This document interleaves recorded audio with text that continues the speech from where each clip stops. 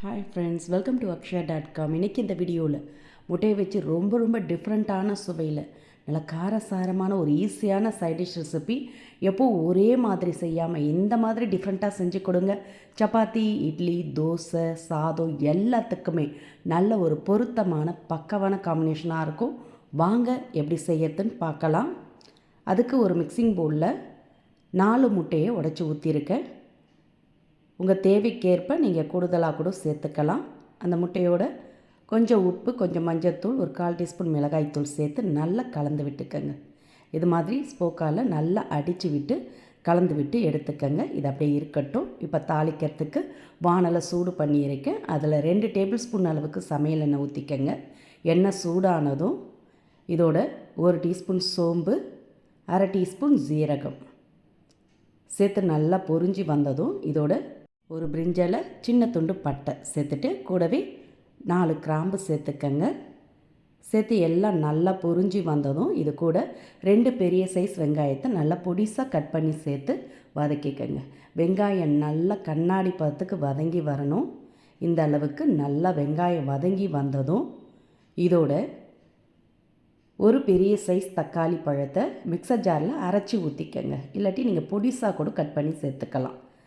அரைச்சி ஊற்றிட்டு இதோட ஃப்ரெஷ்ஷான கருவேப்பிலை கொஞ்சம், கூடவே 1 டேபிள் ஸ்பூன் அளவுக்கு இஞ்சி பூண்டு விழுதும் சேர்த்து நல்லா கலந்துக்கங்க. தக்காளி இஞ்சி பூண்டு விழுதோட பச்சை வாசனை போனதும் இது கூட 2 டீஸ்பூன் அளவுக்கு மல்லித்தூள், 1 டீஸ்பூன் அளவுக்கு மிளகாய்த்தூள், கூடவே 1/2 டீஸ்பூன் கரம் மசாலா பொடி, 1/4 டீஸ்பூன் மஞ்சள்தூள் சேர்த்துக்கங்க. தேவைக்கேற்ப உப்பு சேர்த்துக்கங்க.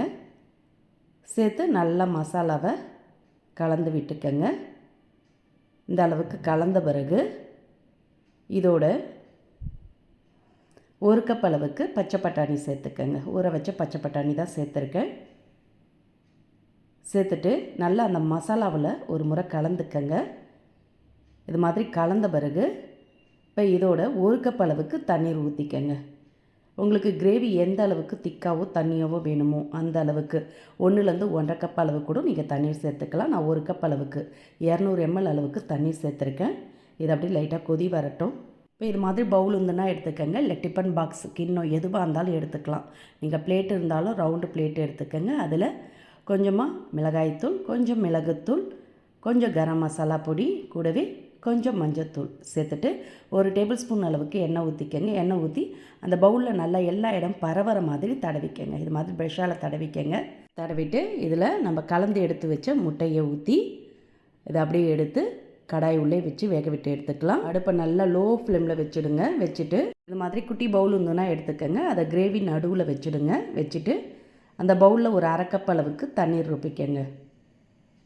இப்போ அது மேலே முட்டை ஊற்றி எடுத்து வச்ச பவுலை வச்சுடுங்க. வச்சுட்டு அப்படியே மூடிடுங்க. மூடிட்டு அடுப்பை லோ ஃப்ளேமில் வச்சு ஒரு 10 நிமிஷம், 8லேருந்து 10 நிமிஷம் குக் ஆகட்டும். பாருங்கள், முட்டையும் வெந்திருக்கு.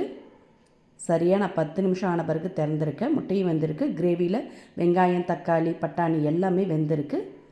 கொஞ்சம் திக்காமல் ஆகிருக்கு. இப்போ அந்த முட்டை பவுலை எடுத்து வெளியே வச்சுட்டு உள்ளே இருந்த தண்ணி பவுலையும் எடுத்து வெளியே வச்சிடலாம்.